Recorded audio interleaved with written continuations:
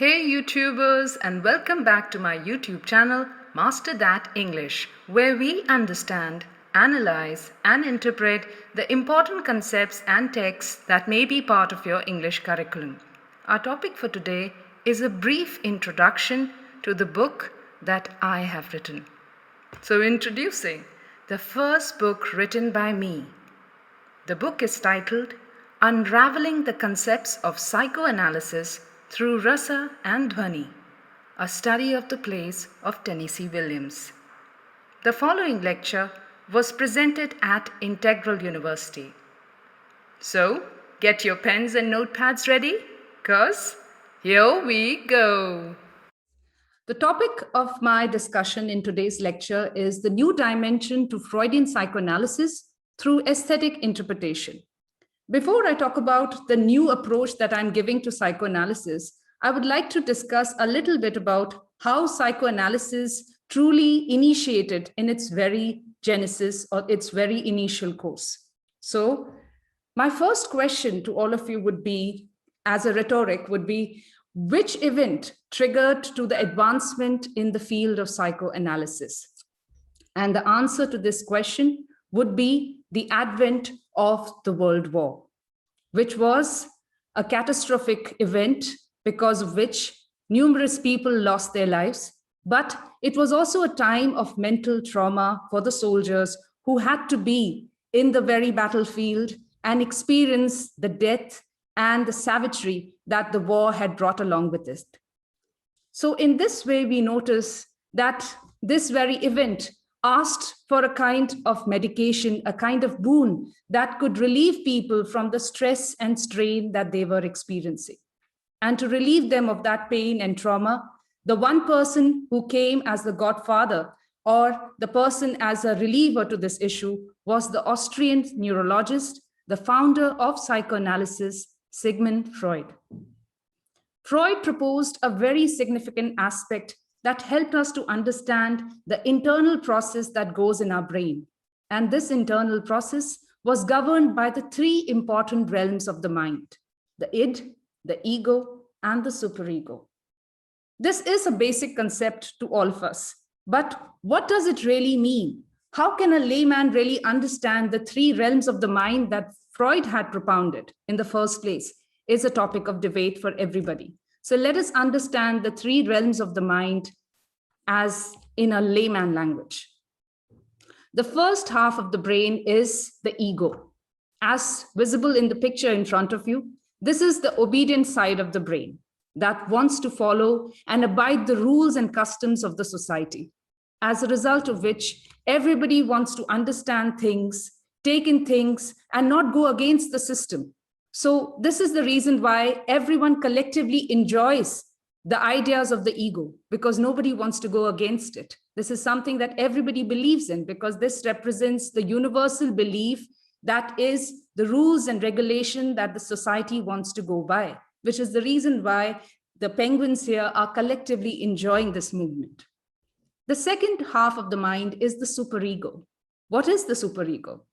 Superego represents the counselor, a person who is constantly giving you that radar, a kind of warning that is generating awareness about the pros and cons of a situation. So just like the penguin here who's getting worried because of that iceberg, the superego is also going to warn you, tell you that the act that you're doing may perhaps be dangerous for you if you don't take the proper measures. Last but not the least is the most interesting part Freud was very interested in. This was the third half of the brain that was called id. That is the unconscious mind of the brain. And this mind represents the free spirit of the human psyche, because this is the part of the brain that allows you to follow acts that heart desires. So you do not really have to be worried or concerned if your id is at power, because you are easily able to control things.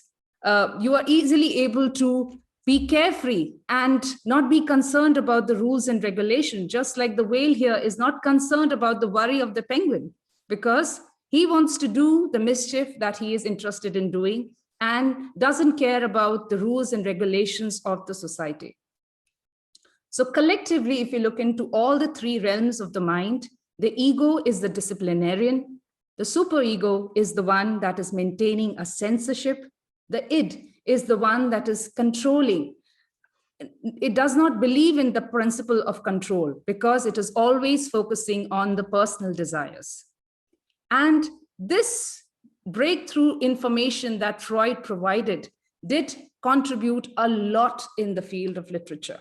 You'd be surprised to know that the very members of the Bloomsbury Group, the group that was focusing on the technique of stream of consciousness, writers like Virginia Woolf and her husband Leonard Woolf, were the first one to publish the complete works of Sigmund Freud in the publication house Hogarth Press in the year 1952.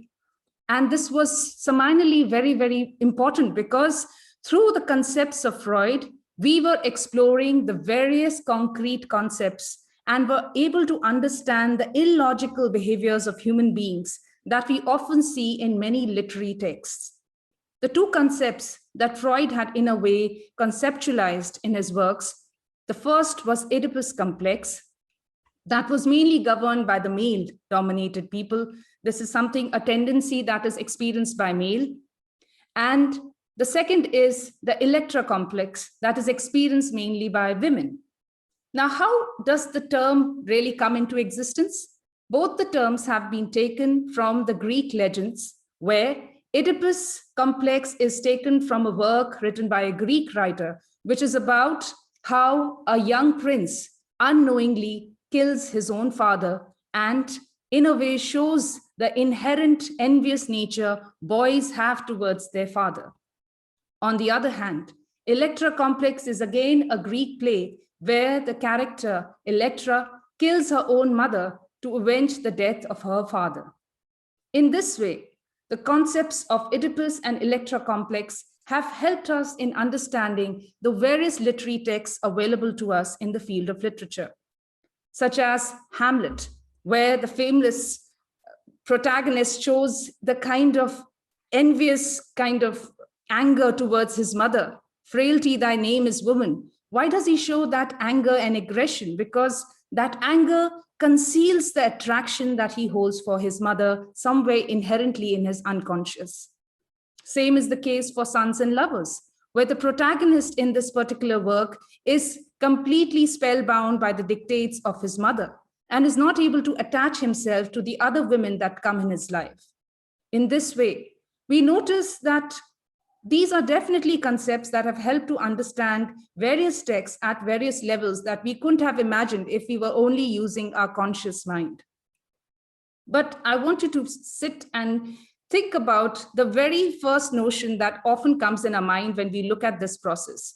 So what is that one thing that I want you to think about? That is, all these concepts are concrete concepts.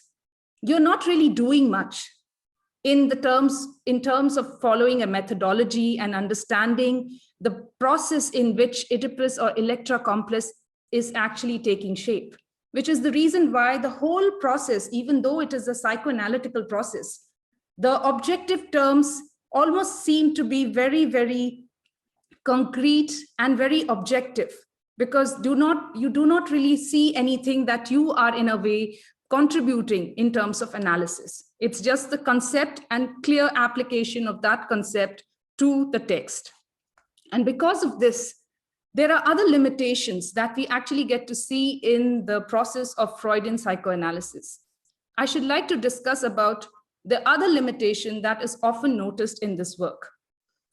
And this limitation I would like to discuss in context to a very well-known text, which is largely analyzed on the realm of psychoanalysis. This is a work written by the pioneer American dramatist of the 1950s, that is Tennessee Williams, and in particularly his work, A Streetcar Named Desire.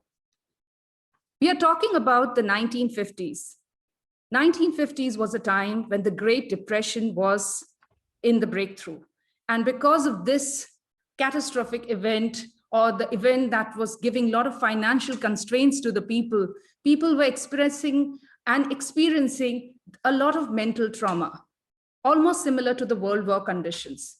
And Tennessee Williams in his works, like The Streetcar Named Desire and other works, he's trying to represent that kind of depressed state of mind that individuals experience.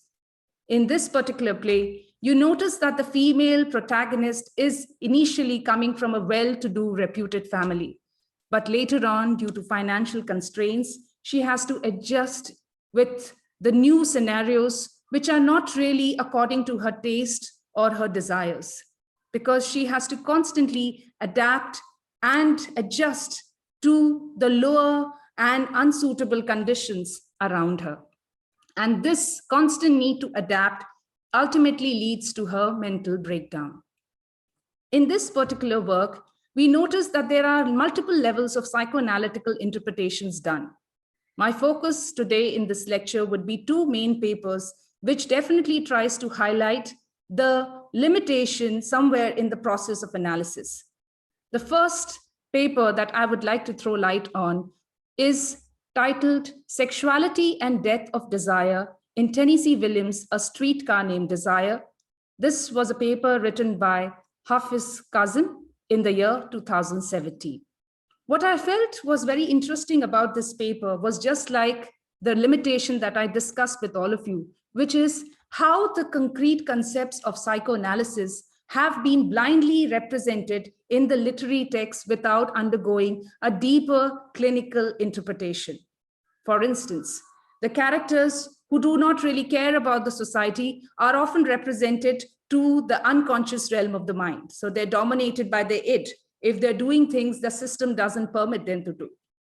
If a person is following the rules and regulation, the person is often being represented as the ego-dominated individual. Similarly, a person who is conscientious and is constantly giving you a kind of advice, that person is dominated by the superego realm of the mind. And in this way, even in this play, you notice that the female protagonist, Blanche Dupois, is constantly dominated by her id realm, according to the researcher, because she's unable to restrain her unconscious desires due to the excessive constraints of the external world. She doesn't want to adjust to this new scenario, which doesn't allow her to enjoy the southern lifestyle that she had once enjoyed in her very prime. And that is the reason why she has been represented as the id-dominated individual. And I really like the way in which the researcher actually represents a very important feature of constantly representing an individual with id, is that he says in his very paper that Blanche is considered as an extreme animal of sexuality too, because she is utilized sex in the past so as to get survive, as observed through her history as a whole. So now in this particular comment, we definitely do notice that an individual's personality, if dominated by it, is always highlighting the animal instinct nature of human beings. But don't you think that this means of interpreting the unconscious desires as an animal instinct is definitely affecting the cultural relevance of psychoanalysis? After all, psychoanalysis has gone through a lot of criticism, mainly because it doesn't really respect the cultural aspects around a social system. Because people, especially in our country, we are very culturally inclined people. We are not really open about talking about aspects of sexuality always on basis of animal instinct. It seems a little rude, it seems a little disrespectful, and we all know that we belong to a civilized world, and the ethical practice should be followed in order to carry on that tradition. And this is something that even psychoanalysis can incorporate, even though it is talking about the aspect of internal human behavior needs and aspects. Even then, it needs to have a little bit relevance should be given to the aspect of ethical practice too. So the answer is a complete blank no, nothing else but that. It is outrightly no, because this is something that nobody can accept in a very ethical and cultural domain. People would not really go for an interpretation where a woman is being categorized with her animal instinct if she is dominated by it. There is another important limitation that I feel that is there in this particular text. This limitation has been represented in the paper titled Multiple Critical Perspectives, Psychoanalytic Theory Applied to Streetcar Named Desire. This has been collectively done in a publishing house called Prestwick House. What is interesting about this interpretation is that here, the interpretation of a text in the psychoanalytical domain is constantly done by cross-linking it with the life of the author. And that is exactly what you get to see over here. That the whole text, the whole scenario in which the character is behaving has been analyzed based on the individuals, the protagonist that the writer has been constantly interacting with. So if we look into the female protagonist, Blanche debois, who eventually undergoes mental breakdown, it has been suggested by critics that the behavior in which she is undergoing a mental breakdown is actually resonating the behavior of Tennessee Williams' own sister, Rose, who went through the process of lobotomy because she was experiencing schizophrenia as a disease. Not only this, but the profuse drinking that the protagonist was undergoing or was experiencing most of the time is also a tendency that is representative or alludes to the behavior that Tennessee Williams himself was very much prone to. He was a profuse drinker. So this is the reason why you notice this is another parallel that has been bridged with the character and the writer. The last but not the least is Tennessee Williams' mother, who definitely represents a behavior that is representing her rigid etiquettes, in which she is not really able to adapt with the surroundings. And a similar trait is also noticed in Blanche debois, because she too is a victim of not being able to adjust with the surroundings around her. And in this way, we noticed that there is a very interesting term that the new critics had propounded. That was intentional fallacy, where the text loses its aesthetic appeal because we are constantly linking the intention of the writer. Oh, so this character was doing this. So probably Tennessee Williams was probably having this kind of relationship with this kind of persons. We are just spoiling the aesthetic appeal of the text. How can we enjoy the text if we are constantly linking it with other individuals around? It is distracting the essence of the work. It is distracting the very importance and significance that the writer is trying to bring about in the work. And many a times, this very distraction can affect the text in terms of representing its point to the audience that it is catering to. So there is a need to, in a way, overcome the limitations that Freudian analysis had been undergoing for a very long time. The first is the objective concepts that leave no scope for interpretation by the researcher. And the second is the aspect of intentional fallacy. How do we do this? How do we overcome this issue? This is where the new dimension to Freudian psychoanalysis can actually help us in overcoming all these limitations. And this has to be done through the process of overlapping. That is, putting one lens over the other lens so that your vision becomes clear. It's almost like when your eye lens doesn't work well, you need spectacles to make your angle right.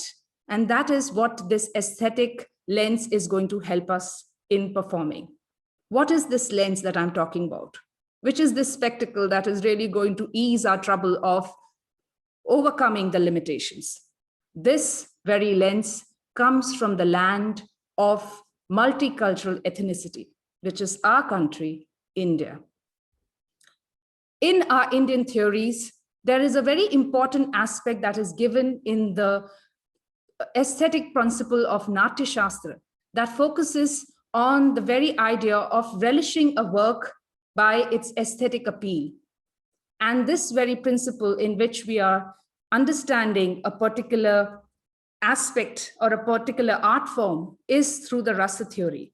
Rasa theory has been derived from the age-old aesthetic form called Natya Shastra, which was catering mainly in context to aesthetic representation of art in the dramatic form. And this is where Rasa definitely does show a lot of tendencies that are very much similar to the principles and concepts that are given in the realm of psychoanalysis that Freud was proposing. So what are these parallels between rasa and psychoanalysis that can help us to overcome this limitation that Freudian psychoanalysis has been going through? The biggest limitation that it is overcoming is the common link that is shared by rasa theory and psychoanalysis, which is the aspect of emotions, where psychoanalysis also focuses on the idea of emotions if we talk about the clinical process, and rasa theory also focuses on the dominant essence of emotion, which is experienced only when an aesthetic form or art form is enjoyed by the viewer.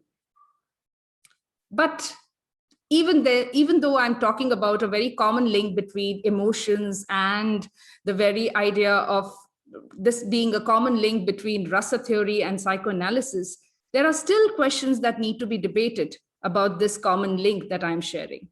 How does rasa theory really help psychoanalysis through the common ground of emotions? This can be understood by the very tagline that Freud had propounded when he wanted to talk about the realm of unconscious. The dreams are the royal road to the unconscious mind. However, when we talk about the dream concept that Freud had propounded, the dreams are again a very ambiguous process where you are trying to materialize the inner desire of an individual just by its few clinical perspectives. You do not really know the steps. You do not really know the ingredients that are involved in the whole process to take shape, which is the reason why you notice if this very principle is applied in the rasa theory provides a systematic analysis of the entire realm of the mind. And how does it do that? Rasa focuses on three basic principles: the idea of vibhav, anubhav, and vyabhichari bhav. If we equate these three principles to the principles of what Freud had propounded, you will notice that vibhava represents a very important aspect of being a cause of stress, which is very important in order to understand the very psychoanalysis as a process. You need to understand where the stimulus is coming from. What kind of stimulus is that? Which is what rasa always focuses on whenever it is trying to interpret an act of an individual. Anubhava represents the external effect that the body shows. So your gestures, the way you behave, all these aspects that you see externally in your body language is what rasa is focusing in the process of anubhava. And vyabhichari, which is the most important aspect that relates to the idea of what Freud was talking about, is the internal effect or the psychological state that you experience due to the transient emotions that you experience. These very transient emotions are like the concept what Freud propounded as Freudian slips. Do you know that sometimes when we use a word, there is a slip of tongue for a particular word? According to Freud, a slip of tongue can also represent the inner unconscious desire of an individual. But this principle also applies for the transient emotions that an individual experiences. In the rasa theory, they're altogether 33 vyabhichari bhavs, that is 33 transient emotions. Do we know the significance of these transient emotions? This is what we get to follow on as researchers. We get to analyze these transient emotions based on the principles that Freud had propagated. And this can be noticed if we apply this concept to this female protagonist, Blanche Dubois. We notice that we can analyze the whole concept almost as if it's a psychoanalytical process, which Freud was talking about. For instance, the vibhav is very much the financial constraint that Blanche was experiencing. The whole stimulus was the financial constraint that people were imposing on her, constantly asking her to provide to cover up the loans, to cover up the debt that she was experiencing all throughout in her life. She even had to adjust with her sister and live in her brother-in-law's house. All these are demands that she had to cater to because she had no independence that she could experience as an individual.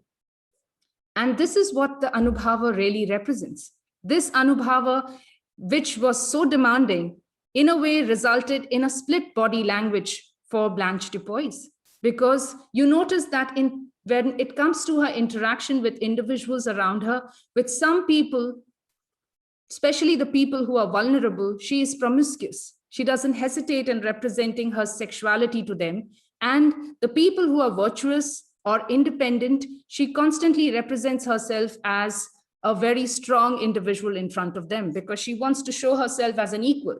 So she doesn't hesitate in showing herself as a strong, virtuous, independent woman if she notices that the people around her are financially stable. And this is how you notice a kind of split that is taking place in her anubhav, or the manner in which she's expressing through her body language and her expressions. But most importantly, I would like to discuss one of the transient emotions that recurrently occurs as a transient emotions in the behavior of Blanche Dubois, which is memory. Memory represents a very important strain in the concepts that was propounded by Sigmund Freud. In her memory, you notice that she is constantly using a process of nostalgia to compare the old charm with the present day charm. And this constant need to always have a desire for the old aspects is actually what is causing the turmoil within. This is often experienced by individuals all around. It is a kind of the stagnation which an individual experiences due to procrastination is something that is very much indicated here through this transient emotion memory. And this is what Blanche Dubois constantly experiences throughout her journey, that she wants to experience the same old charm she once experienced when she was young and beautiful and had a very good husband to take care of her. But everything changed as the financial constraints increased and the sociological demands increased with the passage of time. This is what resulted in the dominant emotion being reflected by the end of this play, which is karunaras, the desire to get a kind of sympathy, a helping hand, because the individual himself or herself cannot cope with the situations around her. This is the reason why I'm very much charmed by the very last lines that the protagonist speaks in front of an unknown man she doesn't really know, who is actually a doctor. But her very words are, whoever you are, I'm always dependent on the kindness of others. This is how we can analyze the interior psychology of a person by understanding the gradual steps. There are multiple layers to this interpretation of psychoanalysis when we do it aesthetically in the Rasa approach. But due to time foundation, I cannot really go into detail of those concepts that resonate the concepts Freud had propounded in his clinical study. But I would definitely like to bridge a parallel between this aesthetic approach. Do you know that this approach that I am applying here definitely does resonate a 19th century concept and movement that was propounded by Walter Pater? It's called art for art's sake. Walter Pater, in his work, Studies in the Histories of Renaissance, represents a similar process in the analysis of an art form. You don't analyze a text based on the kind of intention of the painter. The painting in front of you is a famous painting. That is Leonardo da Vinci's painting called the Mona Lisa Smile. Now, nobody's interested because, again, like I said, paintings are often being represented on the psychological domain also, because people often try to relate to the true genesis of who was this client who Leonardo was trying to paint. Is this lady a reflection of Leonardo's mother? All these are questions that usually, spin around the psychological domain. But what is really important, according to Walter Pater in his particular work, is that it is not these external details that hold significance. It is the very expression. The detail in the painting is important than the external aspects that people constantly try to relate to a work of art. So it is this sinister smile. He calls the smile of Mona Lisa as a sinister smile because there's something very intriguing about it. We do not know what she is actually thinking. Is this thought process about a handsome man? Or is this thought process about the event or party that she is going to be a part of? Who knows? But there is something about this small little smile, this gentle smile that is captured by the painter in this particular painting. And that is the reason why this very process definitely does resonate with the technique that even Freud was applying in his approach. This process is the process of case study that Freud was definitely applying in his patients like Dora and the Wolfman, who were also analyzed not based on the previous patient's history, but based on their own history. Freud was discussing with them about their childhood experiences, about what they were going through, and not trying to co-link their experiences with the experience of others. And that is what brings aesthetic charm to an individual. This is what Freud called as know thyself. The words carved on the Delphic shrine, if we know ourselves better, we can perhaps help others to know themselves and be a little happier. So this is what is very much important for us as individuals to do, is to understand the very systematic process in which human behavior functions. And that aesthetic principle is analyzed through the technique of Rasa theory into psychoanalysis. And this is the reason why it's almost time to amalgamate these two processes and serve aesthetic methodology to the Rasa theory to understand the psychological insights better and a more deep and broader perspective. So that definitely calls for a bon appetit. Hope you enjoyed the brief introduction to my book. For deeper analysis, you can purchase the book from the link given in the description box. Until we meet next time, take care.